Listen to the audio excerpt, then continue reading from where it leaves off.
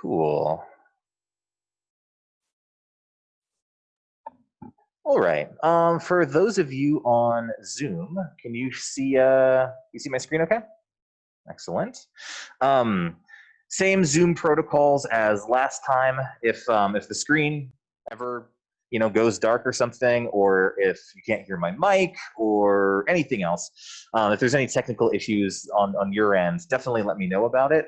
I've got my extra screen and I see you all, and I'm sort of monitoring the feed, but still, you never know. So just let me know what's up, and I will happily shift course. Or if you ever have any questions, of course, also let me know. I'm just gonna do one thing real quick. I'm gonna change the zoom on my camera real fast. It's just a little bit too close. So just 1 second there. It's all digital, so I have to go into a thing. All right, that should be a little bit better. Cool.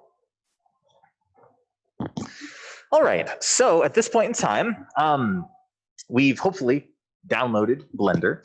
It's a fairly small program, so if you haven't yet had a chance to do that, you still have time. It's not like downloading Photoshop or Illustrator or After Effects, where it's going to take potentially a half hour or more to grab some multi-gigabyte file. Blender is, again, fairly low profile. So hopefully you've done so already. We're going to fire up the program and start getting acquainted with things. The goal for today's class period is really just to kind of, well, like I said a second ago, become acquainted with things and gain a general sense of how we can craft content, as well as also looking into how we can group objects together, gain a sense of the user interface, briefly explore materials if we have the time to do so, and again, start to build things out of kind of simple, primitive objects. Of course, Blender will sort of be the main tool that we use for the entire semester. So even if today is a little bit of an introduction, and then perhaps for some folks with 3D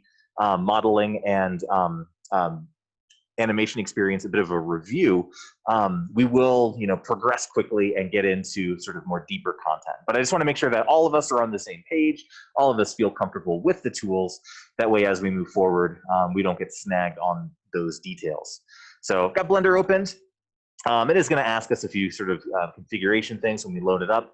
Honestly, the defaults, in my opinion, are fine. Probably we want it in English, although if you don't want yours in English, you can obviously change that. Selecting objects with left click, to me, makes a ton more sense than selecting objects with right click.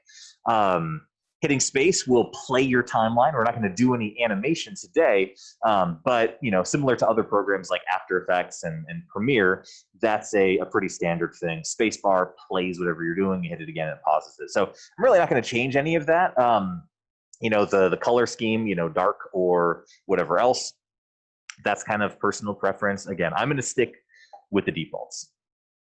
From there, the rest of it's pretty much just about getting our file set up. I am going to build sort of a general file for today, so I'm just going to click that first preset in there, and that's going to get us started within the interface. So with Blender, by default, it's going to give us a cube, just a kind of a simple 3D object. And that cube is going to be there really so that we have a frame of reference for our scene. If you know automatically what you're going to start building, you can, of course, delete it and start crafting whatever it is you need to create. But it is useful to have that in here just for starters. Now, what I want to do for the next few moments is use this cube as a way for us to get a sense of how we can kind of move around the scene. Then we'll add additional objects to the scene and then navigate a little bit further, just so, again, we are comfortable with the space itself. Again, it is somewhat optional, but I did recommend that folks use a mouse. And certainly within Blender, it's much easier to navigate with that tool. So if you've got one, great. If you don't, I'll show you how we can navigate the environment without it. But it is, it's a little bit more of a pain in the neck. And maybe after a few days of not using a mouse, you'll be like, screw this, I'm going to get a mouse. Cool. So kind of like that initial setting. If we click on something, we select it. To move around within our scene, we are going to be using a couple of different buttons. So primarily, if you have a mouse with a mouse wheel, if you hold down the mouse wheel, sort of that center button, that should allow you to rotate around your scene. We don't want to be super, super quick. Typically within 3D modeling tools, it's good to have sort of a steady, slow, and controlled hand when we do this. That way we don't lose track of our objects or anything like that. But of course, if we, if we if we click and hold down on the mouse wheel and then drag around, we rotate. Pretty obvious. Also, with the mouse wheel, if you actually scroll up and scroll down with the mouse wheel, that'll allow you to zoom in or out of your object. So you can rotate around it by holding down on the mouse wheel and then dragging whichever direction you want to. And then you can zoom in and out, of course, by using the mouse wheel for scrolling purposes. The other way that we can navigate around is if you hold down the Shift key on your keyboard, and then while holding down Shift, hold down your mouse wheel and start dragging around, you will be able to pan through the scene. So when we were rotating initially, it was rotating us around the center point, and we were zooming in and out of that center point. Again, hold down Shift and then click on your mouse wheel and drag around, and that'll pan you, basically lock you so that you're only moving vertically and horizontally from your current point of view. From there, you can zoom in on a different location and then rotate and focus in on your object from a different perspective. Pretty straightforward, but again, spending a moment or so with that, understanding those hotkeys is super helpful.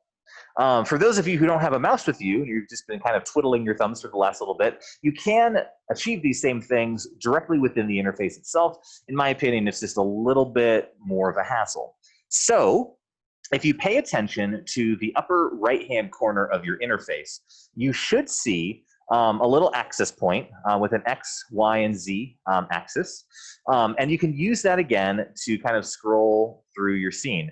If you click anywhere within this, this little object, you can obviously rotate around things. So that works out pretty nicely, pretty easily.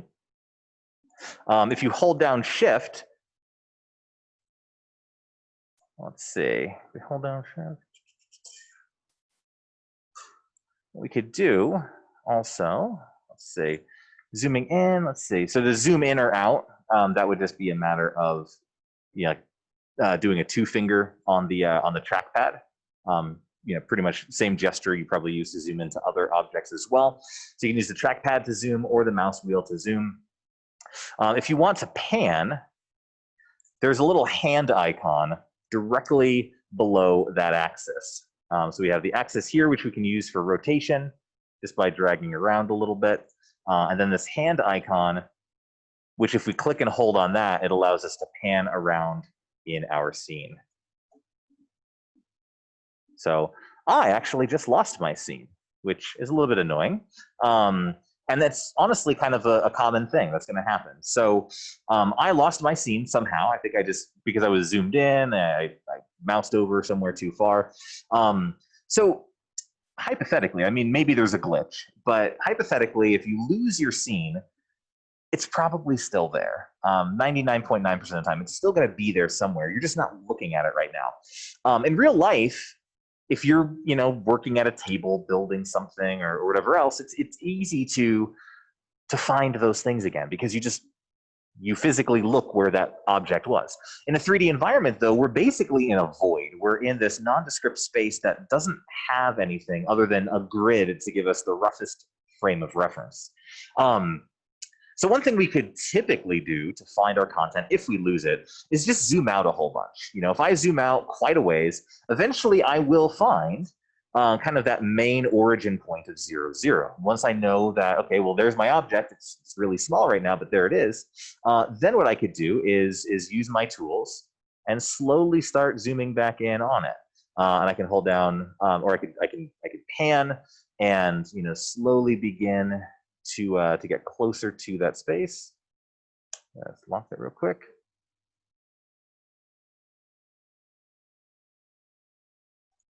So again, it's possible to find your things manually just by, what did I do wrong there? just by zooming back to it. The other thing we can do is we can go to our view menu up at the upper left-hand corner of things. And this is probably the easier solution, just hitting frame all, or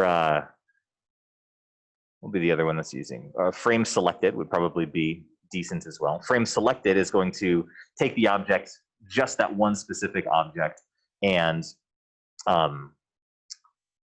bring that fully into focus. Frame all will consider all of the objects that you have on your scene and frame all of them.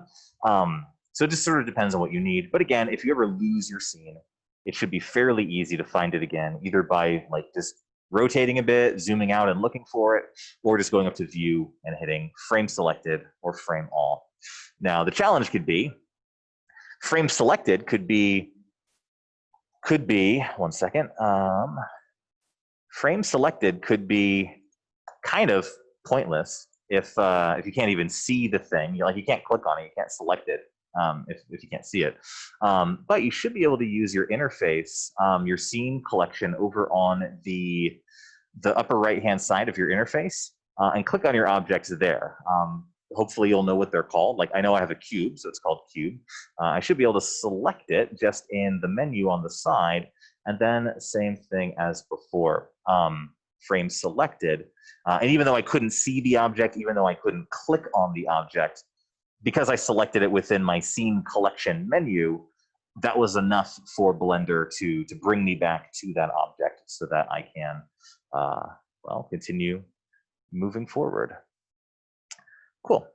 So again, it's not terribly difficult, but it does take a tiny bit of practice to get used to, you know, rotating around, moving things and everything like that.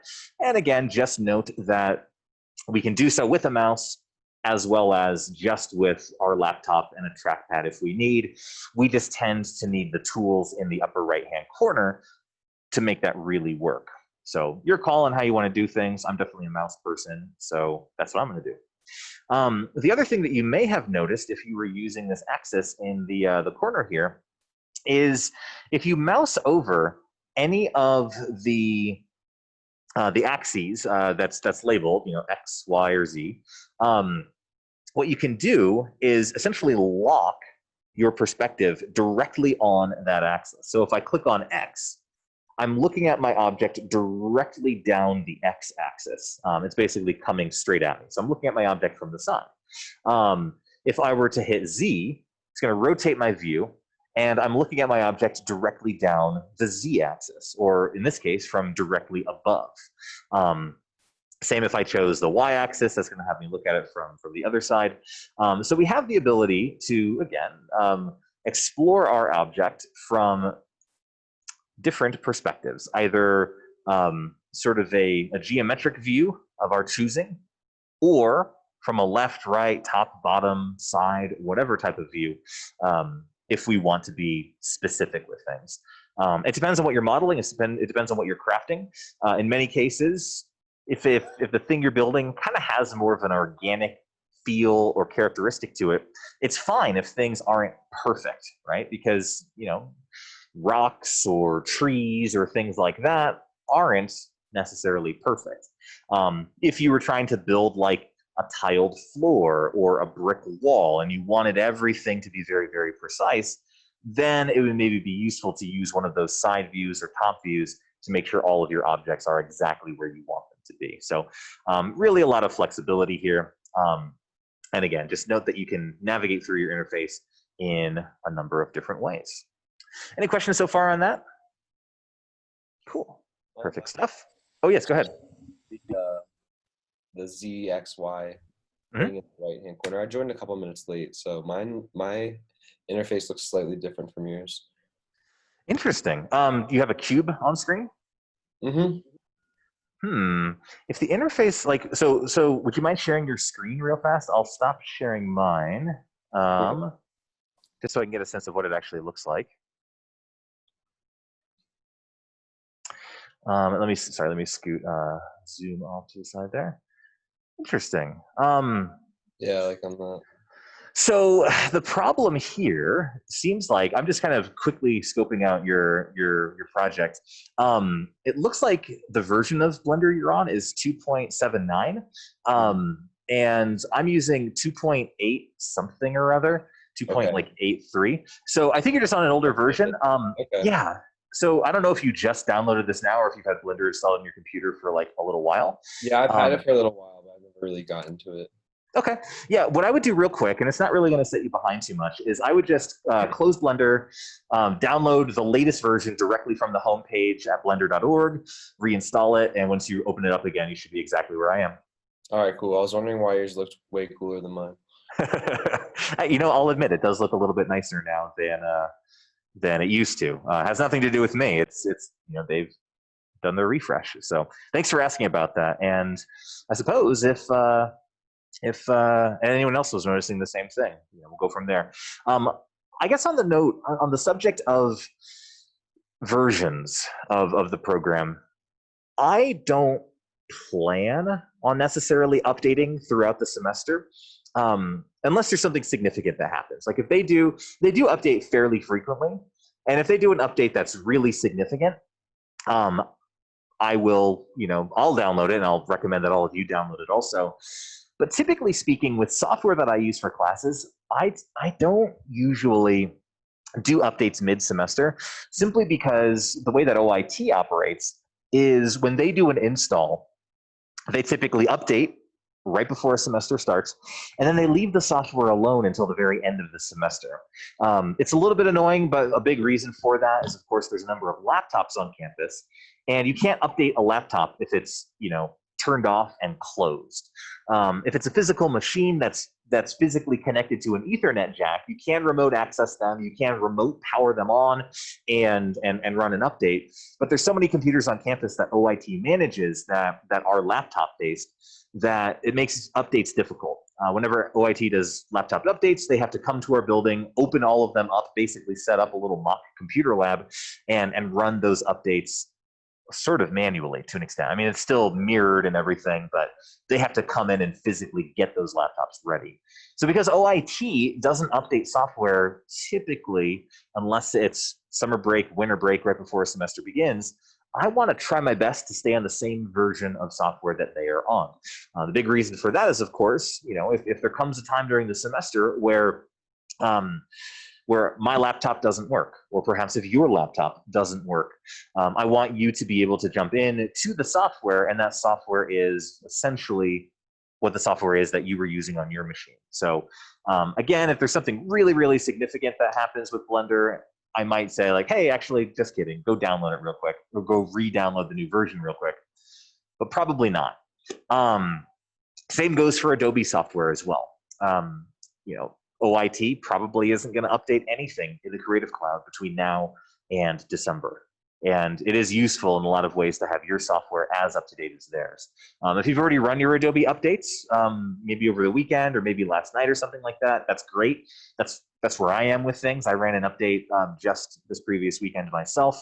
And that's where I plan on staying. I basically don't have auto updates enabled, and I just stick with what the current version is as of like mid-August/mid-January, depending on the semester. Blender isn't backwards compatible. Or I guess it's not, that's not the right term. Blender isn't forward compatible. So essentially, if you are using the current Blender build, 2.83, whatever it is, and you try, and you save a file, and then you try to open that file in an older version of Blender, it won't open. You can open old Blender stuff within our current build. That will work just fine. But as soon as you hit save on that old file in the current build, it updates the file to the current build, and then you can't open it in the older versions anymore. So you can always go forward in versions, you can't go backwards in versions, which is another reason I would say to kind of stay in the middle area with things. Not every piece of Adobe software works that way. Photoshop and Illustrator, they're pretty flexible. If you've ever used programs like After Effects has the same problems, where if you start a project in a new version, you can't open it back up in those older versions. So keep those things in mind. Probably won't be too big of a hassle. But I'm glad you faced that challenge, because I wasn't honestly planning on talking about software versions, but it actually is a relevant thing to discuss. So we have our primitive, and we spent a little bit of time navigating around. Hopefully that's working okay. What I want to do next is just point out how we can add additional content into our environment. Now, the Blender interface is obviously quite dense, and there's a lot to explore, and we're not going to learn it all today, but we'll kind of touch base on some of the key aspects there. What I want to do is I want to go up sort of towards the upper left-hand corner, and specifically I want to go into the add menu like we see here. So when we go into add, it's going to allow us to add objects into our scene. And there's a number of different subcategories. Again, we're not going to talk about every single one of these today. Some of them are somewhat straightforward. Others may be a little bit confusing until we get to them eventually. But within that very first subcategory under add, which is mesh, we have the ability to add primitive objects and shapes into our 3D environment. Of course, when we started off, we had a cube. We can add planes, we can add circles, we can add UV spheres, which is basically a sphere. We can add things like cylinders and cones and so forth. So I'm going to add a UV sphere real quick, which will apply that. The sphere might be completely contained within your cube, or it might be sort of jutting off to the side a little bit. It's fine either way. But again, if it's embedded in your other object, that may not be exactly what we want to have happen. So what I'm going to do is I'm going to switch to my move tool, which is found over on the left-hand side of our interface. If you don't see this little toolbar over on the side right here, maybe if you're on like a smaller screen laptop or something like that, there is probably going to be like a teeny tiny little arrow poking out from just the side, like right over here. And if you click on that, it should expand the toolbar. I have that same arrow for a different menu on the far right-hand side. So you'll see like sometimes maybe these little teeny arrows poking out right here. That means there's a menu that is there. And so again, if you don't see your tools on the side, move and rotate and everything else, hit that little arrow and it should expand for you. So with that, there's a number of tools, and we can mouse over them and figure out what they do. Select, the arrow tool, is obviously going to allow us to select different objects. We can single click on them and they'll highlight, pretty typical. The cursor tool is going to allow us to place our cursor somewhere different within our scene. This could definitely be useful. When we place our cursor in a scene, I'm just going to kind of shoot mine over there. And what I'll do real quickly is add an additional cube. You'll notice when I place my cursor somewhere else and then add a new geometric object, that geometric object will be added at the coordinates of that cursor icon. So by default, the cursor is at 0, 0, 0 on X, Y, and Z. And so every time you add a new object, it's just going to throw them at that central point. But if you don't want all of your objects to kind of layer and build on top of each other in that one small little space, just move your cursor somewhere else. And then when you add objects, it'll add them to that new location. And then, of course, if we want to go back to like delete things, we can go back to our selection tool, click on it. We can right click, we can hit delete there, and we're good. Other tools found within here, right after cursor, we have move. And so if I click on my move tool and have a particular object selected, it's going to give me the ability to move that object on my various axes. So if I mouse over the green, red, and blue, the X, Y, and Z axes for that object, with my move tool selected, I have the ability to move my object on any one of those axes that I see fit. I can move it closer to my screen if I want to, kind of scoot it really up there, or drop it down a bit. I can do whatever I want. There is no hit collection or collision detection, I should say, baked into these objects by default. So they will sort of merge and overlap with each other, which has some interesting results as we move forward. So just kind of play around with the move tool a little bit. And the move tool works really nicely in conjunction with, with just our scene and moving that around a bit too. You might be able to scoot your object a certain amount, but then you have to rotate and pay attention to it from a different angle to get things precisely where you want them. An additional tool found beneath the move tool is rotate. It operates under the same general principles. So if I have my rotate tool selected and I have a particular object selected within my scene, I can click and drag on any of those three circles surrounding the origin point of that object, and that'll allow me to rotate that object around whichever axis it is that I was interested in. So I can have it rotate, around my z-axis. I can have an object rotate around my y-axis or my x-axis. So it's just a matter of hovering over that colored line, clicking and dragging, and you can move your content. Pretty easy. Scale is, of course, another one that's in there. So if you click on your scale tool and you have an object selected, that's going to allow you to scale the size of your object along the same three axes as before. So if you hover over them, you can increase or decrease the size of your object on the X, Y, or Z axis. So you can start off with a primitive shape, but then mesh and mold it to different sizes based on, again, what it is that you need to do. So yes, you may start off with a cube, but it's very easy to condense that down on a certain dimension to have it start to create something different for us than what we had previously. The last tool that I want to talk about right now is simply going to be the transform tool, which is directly beneath scale, and transform kind of just does everything.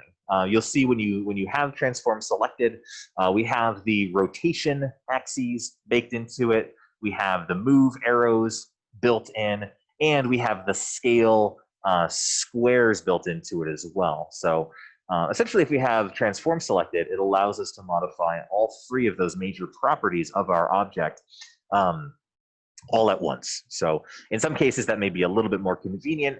The only flip side that we have to be sort of cautious of is because we have multiple things that we can potentially click on, we do run a slight risk of accidentally clicking on the wrong thing. Like maybe I wanted to scale it, but my mouse was actually moused over rotation, and now my object has been rotated, and I didn't want that to happen. So now I have to hit undo and just be a little bit more precise. So it's a very minor inconvenience that is pretty easy to figure out.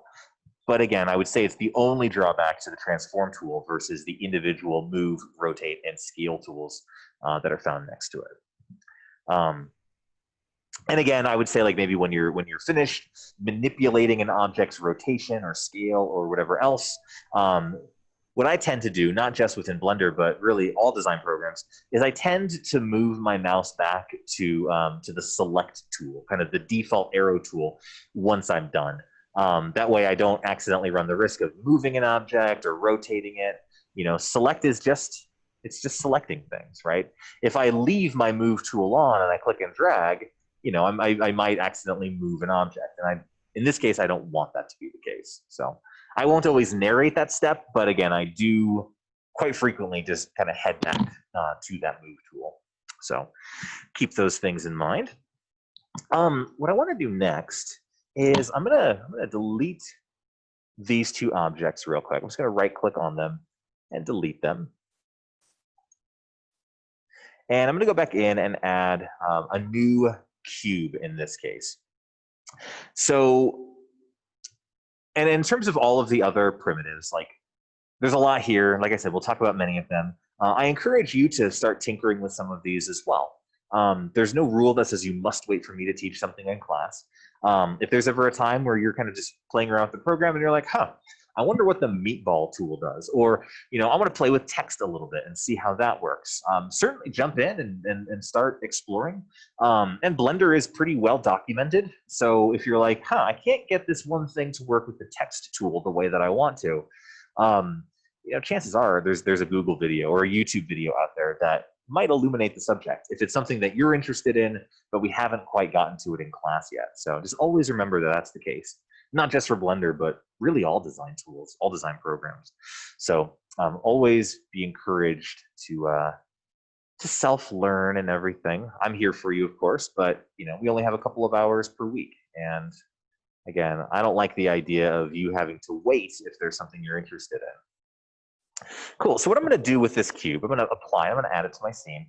The other thing that we can do that's worth noting, if we don't want to use the tools found over on the side here, over in our right-hand menu, we have the ability to manipulate most of our object's properties numerically as well. So I've got my cube selected. And over on the side menu, the menu bar that I have highlighted is object properties. It's probably going to be like that orange menu right in here. And if I have that selected, we'll see a number of similar things. We have location, rotation, and scale properties available to us. So the nice thing about this is we can use this to really zero in on specific object locations or whatever else. So you can see that my location is just ever so slightly off from perfectly 0, 0, 0. So if I wanted to get that just right, I could go in and just manually type in 0, 0, 0 into X, Y, and Z positions to get that object back where I want it. In terms of rotation, if I wanted to rotate my object at a very specific amount, I could type that in, right?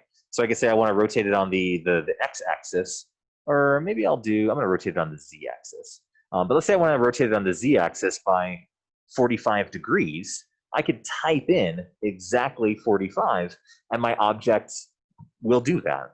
Versus I'm using the rotation tool, and I'm trying to eyeball it, and I'm probably going to be off by a decimal point or two. These are the ways that you get hyper-precise measurements. You know, you go into the numbers and you define them as such. So that's worth noting. Same with scale. You know, if you're like, okay, well, you know, on the Z-axis, I want my object to be a lot smaller, but I want it to be precisely like 0.25. I want it to be exactly a quarter of its height from what it is by default. We can type that in versus, again, eyeballing it.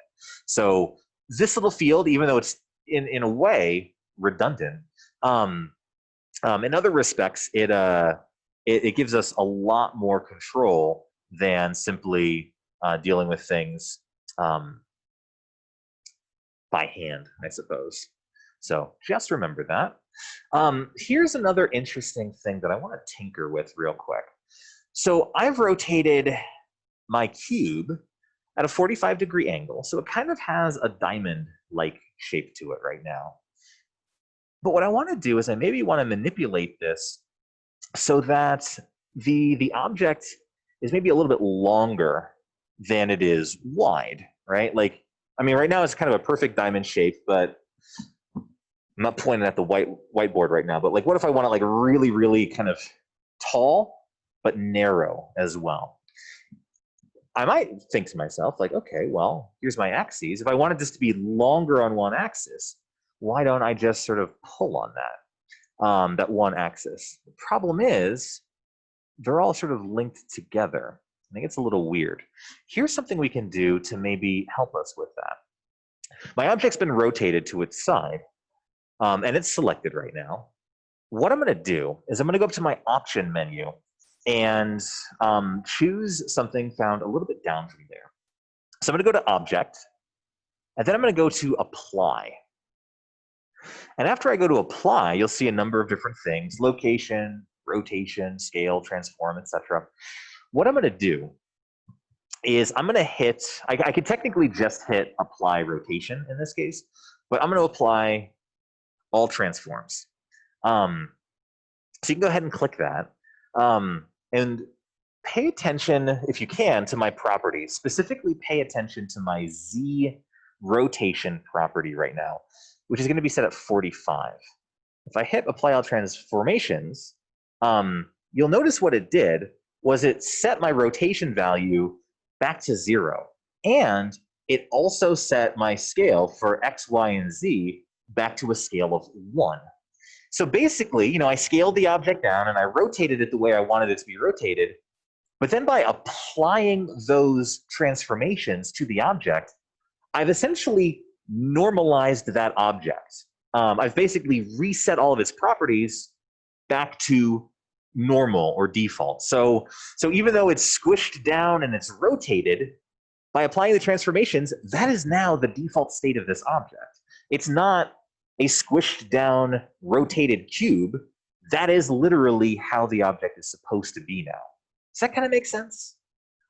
The benefit to that, once I transform or apply my transformations to an object, now when I go in to maybe manipulate it, I have the ability to manipulate it again across that one particular axis, where I didn't have that ability a little while ago. So what I was mentioning, where I wanted to create a diamond that was taller than it was wide, once I apply the initial rotation and initial scale shift to the object, basically reset them back to one scale and 0 degrees, when I do another transformation on top of it again, it's like I'm starting from 0 on those axes.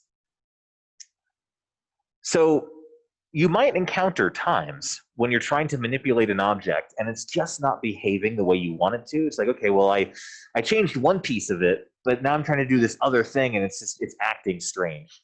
If it's ever acting strange on you, the best thing to do is apply those transformations and then apply the next thing you want to do to manipulate that object. So, little diamond, looks pretty cool. But alas, of course, what's up? When I hit apply the transformations, it jumps back to like the center of the axis, like where you see how yours is, the diamond is right at the middle of the X and the Y. Yep. So if I have a shape that's not at the very middle, it like jumps back to the middle, but it doesn't move the shape, it just moves. Yeah. Yeah, so in terms of position, because it is resetting the physical position back to 0, 0, 0. You don't have to apply all. Technically, I didn't have to apply all either. I just did it because it was sort of easier. So yes, if you reset location, it is going to move your object back to 0, 0, 0. In my case, the only thing that I needed to reset was rotation and scale, because I rotated it and I squished it down. So if I want to be really technical, those are the things that I should have done.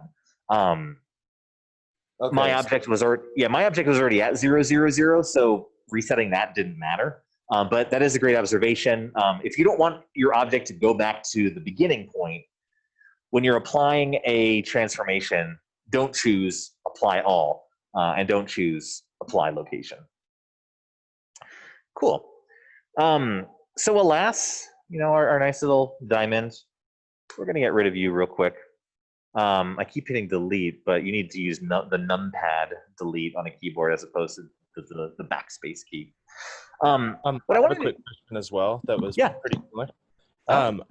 Just on mine, when I applied those transformations, it seems like the anchor point, or whatever that circle, whatever you call it, where you can change everything. Yep, the cursor.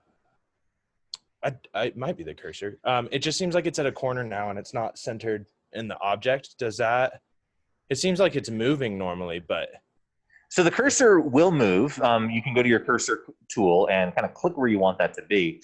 If you want to reset your cursor back to sort of the default 0, 0, 0 starting point, what you could do, let me see real quick. What you could do is if you go up to this little hidden arrow right here and kind of click that, what it'll do is it'll bring out the sub menu. And from there, let's see. From there, we go from the tool tab down to view. And once we're in this little section here, the little kind of red and white dotted crosshair, that is your 3D cursor. You can see when I'm clicking around in my scene, the X, Y, and Z positions for my 3D cursor's location are changing. If you wanted to reset those to a very particular value, you can, again, just jump in there and say like 0, 0, 0, and that'll bring that back to the very beginning. And if you want to move it somewhere else because you have an object that you want to create at some different spot later on, then you can go back to your cursor tool and then click somewhere where you want it to be later on. Does that make sense? Where's that drop-down menu again? It's super hidden. And so what you want to do, I already have it expanded. It's kind of this whole chunk right here. But if you don't have it expanded yet, you should notice a teeny little arrow kind of poking out right here. Okay. And if you click that arrow, it'll expand that side menu. Did that first part work? I'll keep looking for it. You're good. Okay. Or if you want, you can share your screen real quick, and I can kind of point you to So it. I've got it open on another computer, but Okay. No big deal. Okay. Cool. Well, let me share my screen for just a second. If you want to take a look at this, it won't. Yeah, take long. that's great. Go for it. Yeah, because I think I know what you're talking about, Luke. Right. It's like in After Effects, it would be like the anchor point. So my rotation is a little off. Is that working? Yeah, we see you. Okay, cool. Or hold on, actually, let me do one thing because I'm sharing. Is that your screen or is that mine? We'll just go for it real quick. Yeah, keep going. I think this is mine, but so say I wanted this little guy to be like in the middle, because now whenever I rotate, it's like on an axis, because it thinks that, I mean, if it was After Effects, I'm pretty sure that it thinks this corner down here is the anchor point. Yeah, which one is that?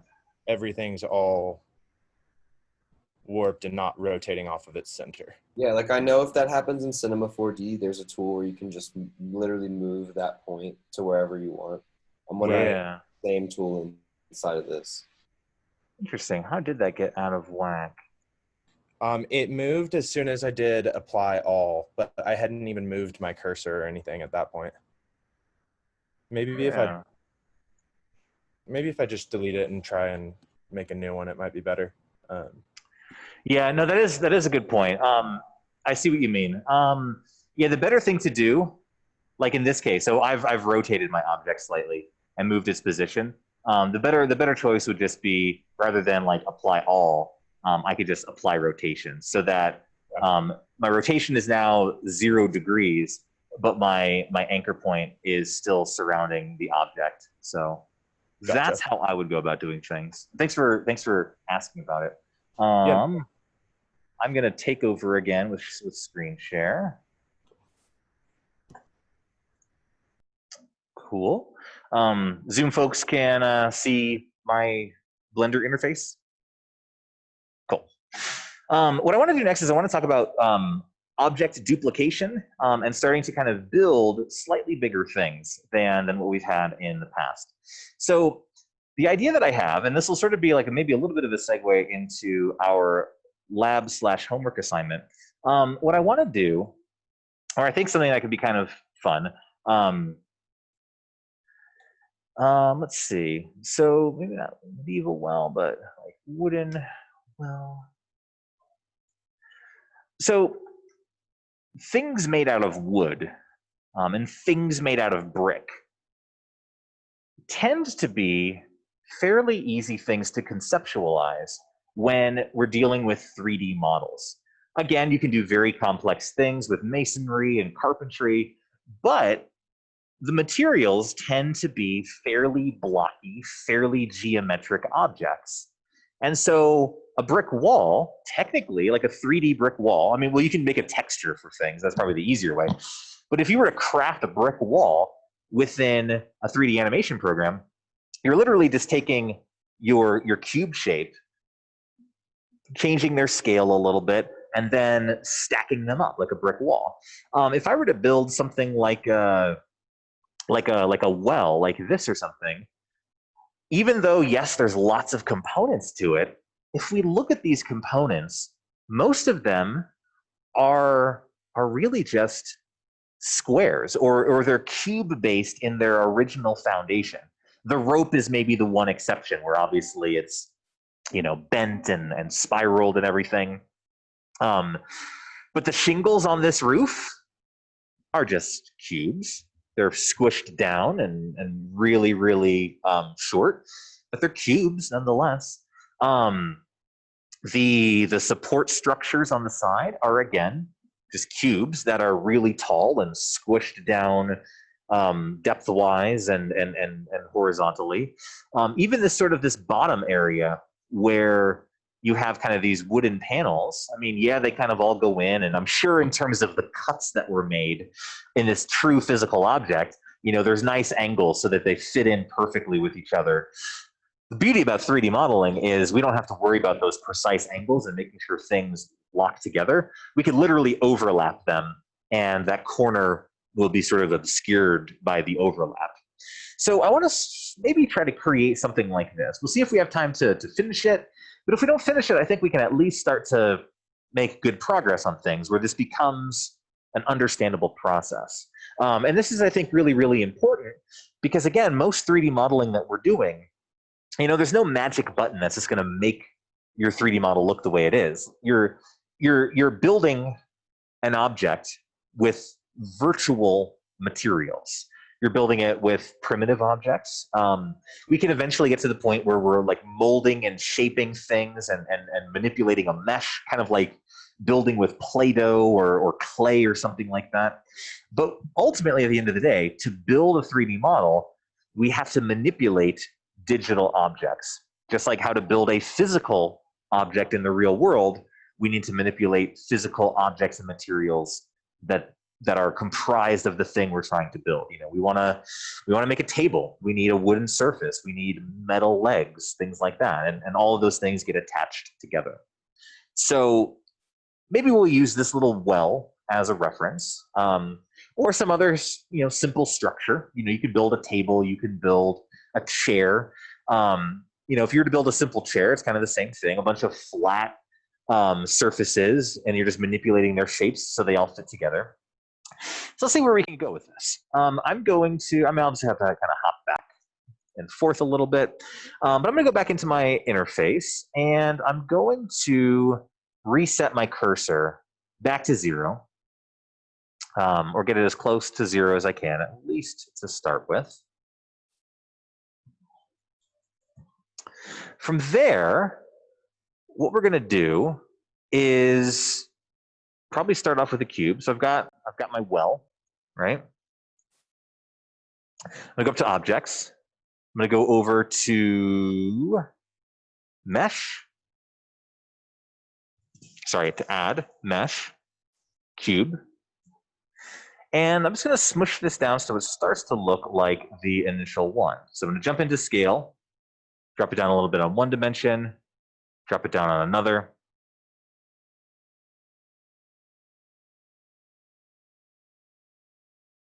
Sort of like so.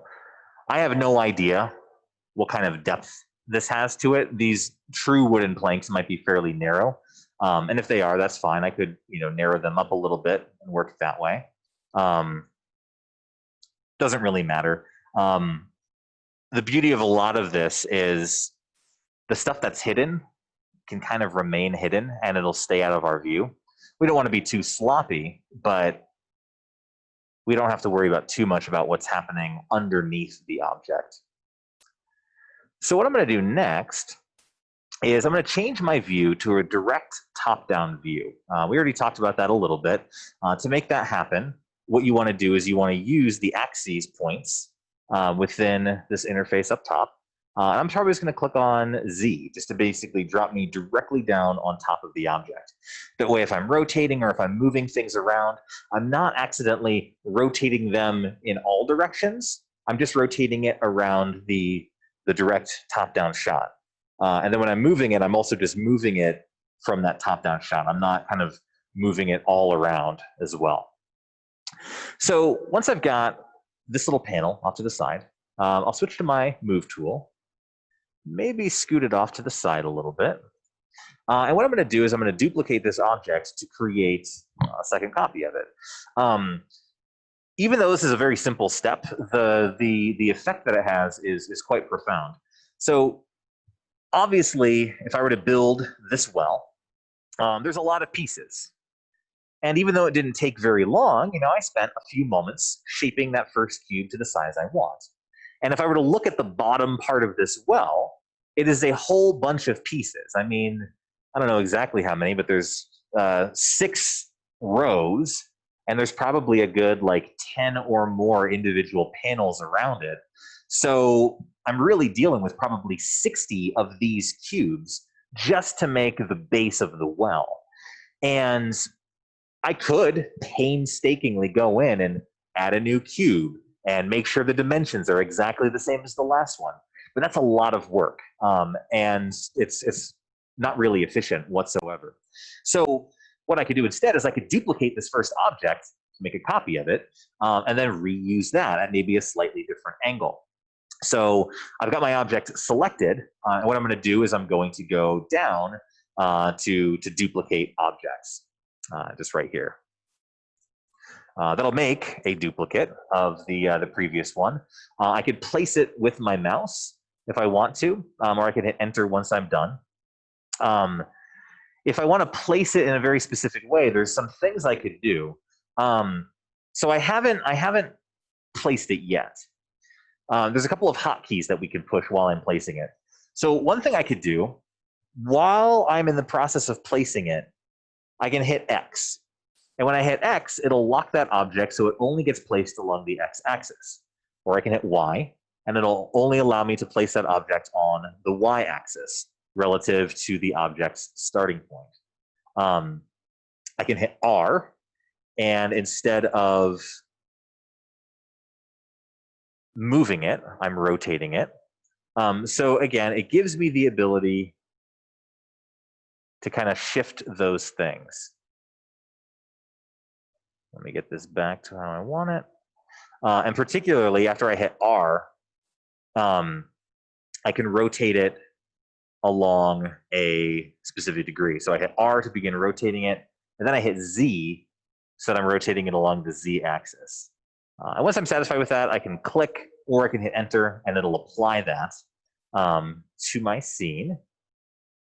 So the duplicate, has all the scale properties as before, but just this time it has that slightly different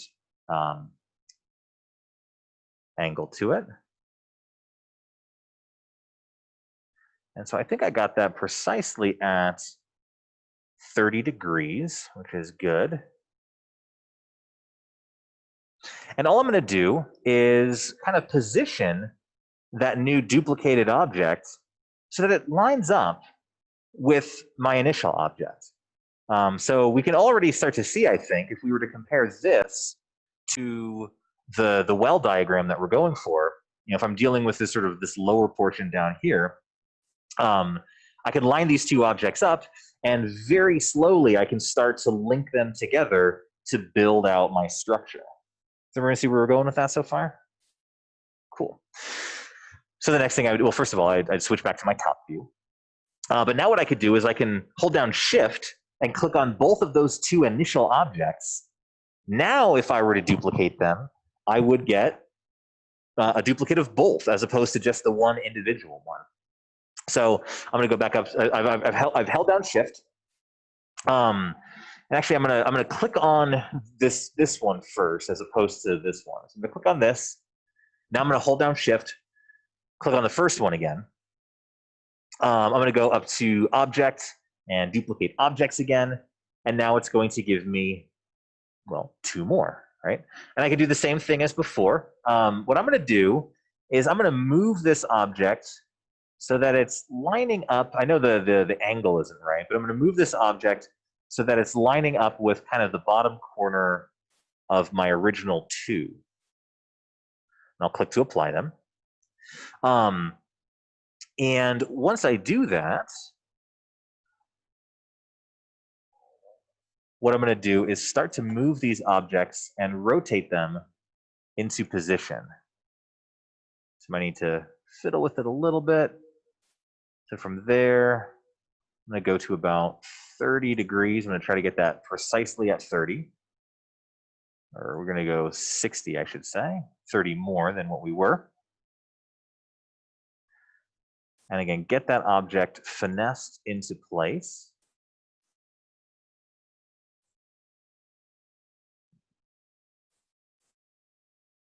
Do the same thing with the other one. If I'm rotating each of these at 30 degrees, right, the next one would need to be at 90, like so.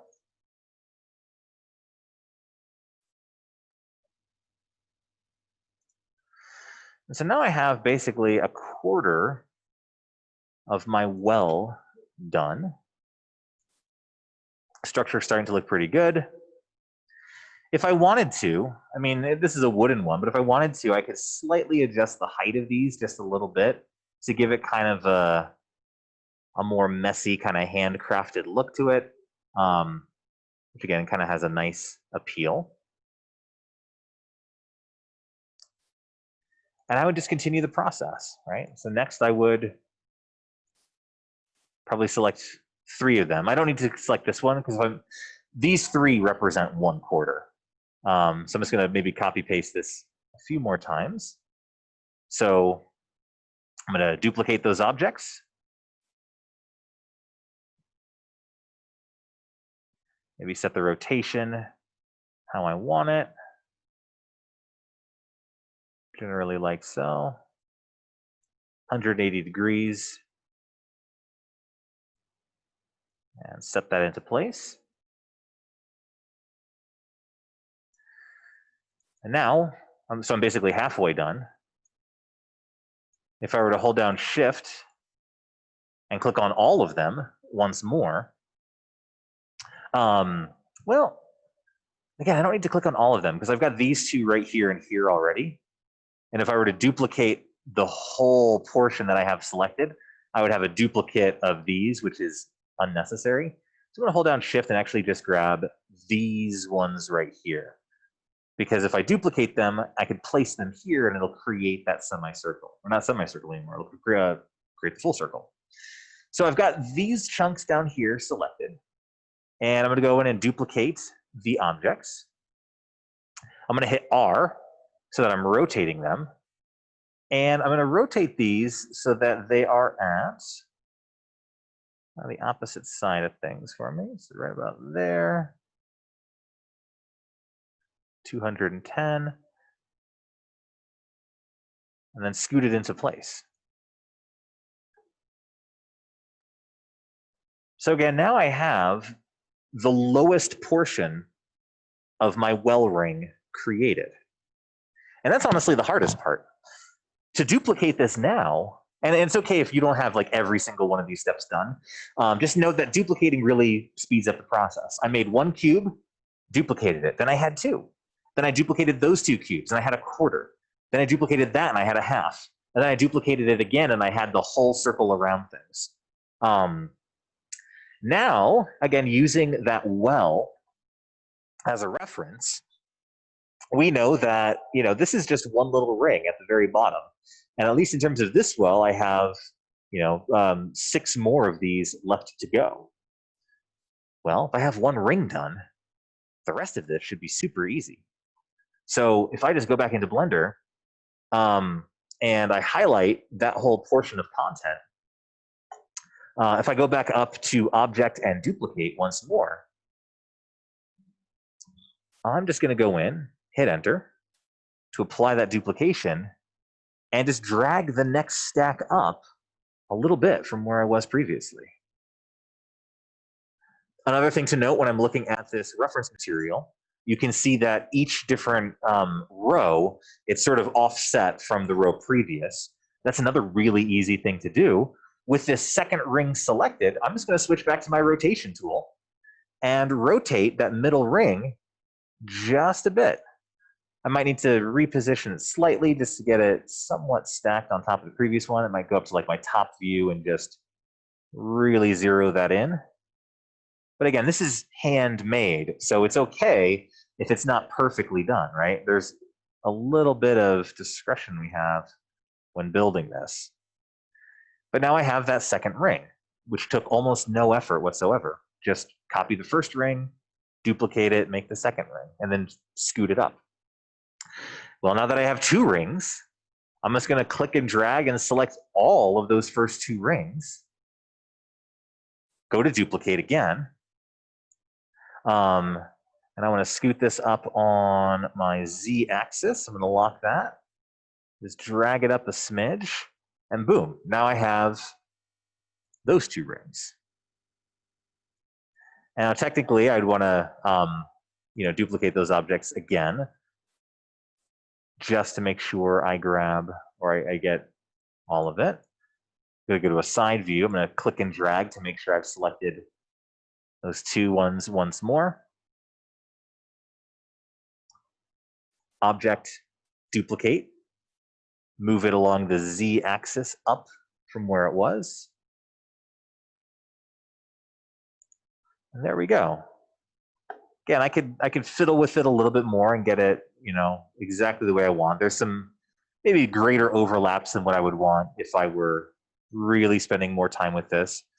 But in a general sense, again, if we're using that little well as an example, this gets us decently close to things. It starts to work out okay. And then I would just continue the process further into the object. The little support structures would be very easy. That would just be 2 cubes kind of sticking up quite a bit further from where we left off. I would, in terms of like the little roof on top of it, I'd create some narrow cubes for those planks of wood and angle them and overlap them together for like the little triangle top. The shingles, again, are just square, but very, very short cubes as well. And I would spend the time, if I were to do the shingles, I'd probably use the same duplication method as before, where I'd make one shingle, duplicate it to make the second shingle, and then duplicate it probably a couple more times until I have one row. Then once I have one row of shingles, I would duplicate that whole thing and scoot it up a little bit to make the next row of shingles and the next row of shingles and so forth. So I feel as though if we spent even maybe just like a half hour or more kind of just continuing it with this, we'd probably be able to get this well completely done. The only downside is, of course, we are nearing the end of our class period, so I want to make sure we've talked about some other things. But in general, does this approach make sense in terms of how we can at least use primitive objects to start crafting some things? Of course, in life, there are objects in many different sort of odd shapes. Not everything is a square or a cube that can just be stacked on top of each other. But using primitives like this is a great way to start to kind of wrap our minds around how we can build things. And again, there are a number of primitives that we can use. It's not just squares. We can use spheres. We can use cylinders. We can use cones. Next time around, we'll also start looking at how we can create like Boolean objects where we combine 2 things together, or we create holes or knockouts out of other objects. There's also nothing stopping you from looking up these things on your own. But again, there's a lot of resources. Like, at least within this model, you can see that the lower edge of this roof kind of has like this little cutout effect to it. We would be able to emulate that within 3D modeling tools like Blender pretty easily.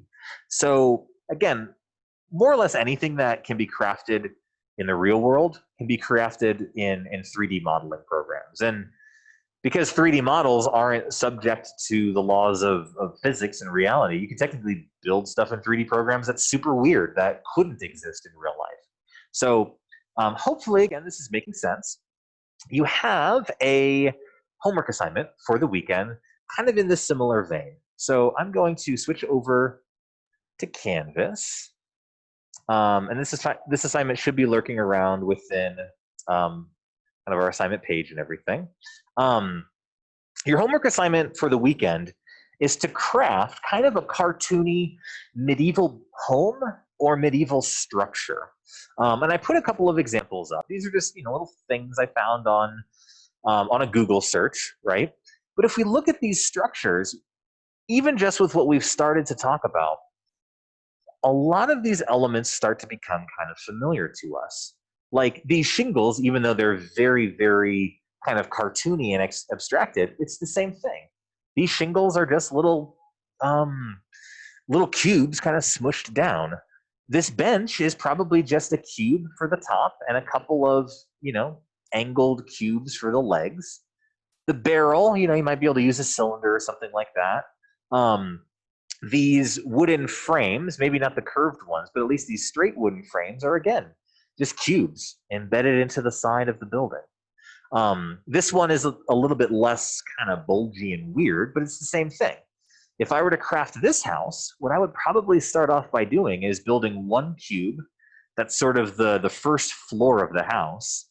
For the second floor of the house, I'd put another cube on top of it, but maybe make it a little bit bigger, right? Because it kind of juts out a little bit more. All of that wooden framing is just cubes at various angles to kind of create the structure of things. Yeah, there might be some things up top, like, how would you create kind of this domed roof? If I wanted to create that domed roof, what I would probably do is I'd take a cylinder lay it on its side, and kind of embed it into the top of the house to kind of create that part of things. This one, the same thing, you know, it's just, again, a lot of wooden supports and everything. Like hypothetically, if this was a real house, obviously all of those would be teeny tiny bricks the whole way up. I'm not expecting you to craft this literally brick by brick. But the second example is kind of a good reference, where maybe the structure of the house is one cube, but you have just some little teeny tiny cubes sticking out along the edges to kind of create the look of a bricked and mortared structure, right? So the idea is to kind of imagine and concept out some medieval home or some medieval structure of your own, and build it with 3D tools. I do say that in the description, you should also add a couple of colored materials to things. We didn't get to that in class, so you don't need to add materials to it today. Perhaps we'll revisit it on Tuesday of next week when we talk about materials, and we can color our object. So your object will be pretty much just a gray object to begin with. We also haven't talked about rendering yet. You can look it up. It's pretty straightforward. But if you can't figure out how to render, what you can simply do once you're finished with your structure, you can be in Blender and just take a screenshot of your Blender interface with your object or with your structure in the middle of it, and that'll be sufficient for your turn-in at this phase of things. So, you know, you don't need to make Hogwarts, because that's a huge complex. You don't need to make Minas Tirith from Lord of the Rings. I'm talking like one house or one little medieval structure, you know, maybe like a little wizard's tower or something like that. Something reasonable in scope. But I don't feel as though this is something that you'll be able to crank out in just 10 or 15 minutes. Your project will certainly be comprised of easily over 100 different primitive objects to craft what it is you're building.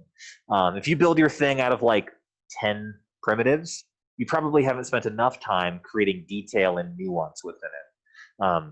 But just remember that this is also just a small homework assignment, and I don't expect anyone to spend like 10 or 15 hours on it. You know, much like in a traditional class where you would be assigned 1 or 2 hours of reading for homework, I would say this is something that you are probably going to spend 1 or 2 hours on reasonably. So that is the homework assignment. Have fun with it. Be creative. Use primitive objects to create some sort of medieval structure. Once you're done, take a screenshot of it, and you'll post those screenshots to Canvas. Also, obviously, save your files. That way, if this is a multi-session endeavor, you can come back to it. And yeah, we'll go from there. So with that, it's 12:25. It's the formal end of class. So thanks everyone today, both in-person folks. It was good seeing you for the first time in person.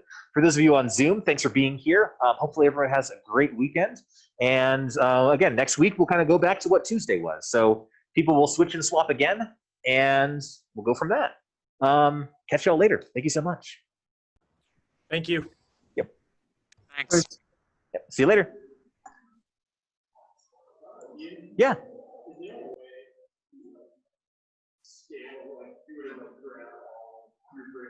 Mm-hmm.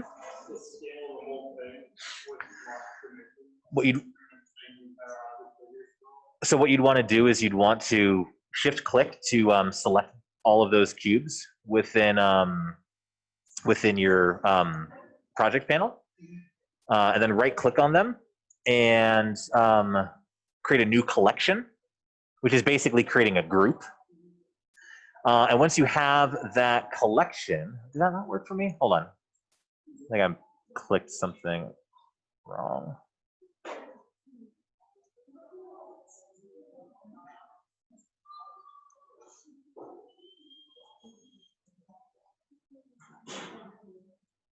Why didn't it create that?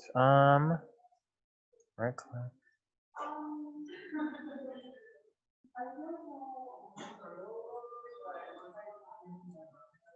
They create them. So we should be able to scale that collection.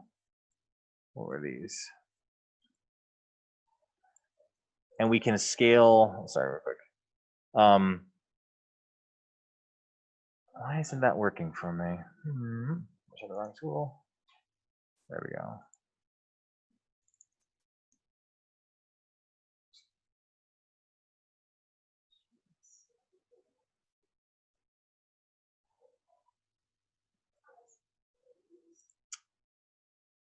Why isn't that working? Select objects. Scale it. Oh. I'm not sure why that's not working for me right now, but that's what we do. We make a group and then we scale the group. So I'll futz with that for a minute. But yeah, that's the approach to things. So I don't know why the heck it's not working right now. Gino, do you have a question? Hey, Gino, can you hear me okay? Oh, guess he doesn't have a question.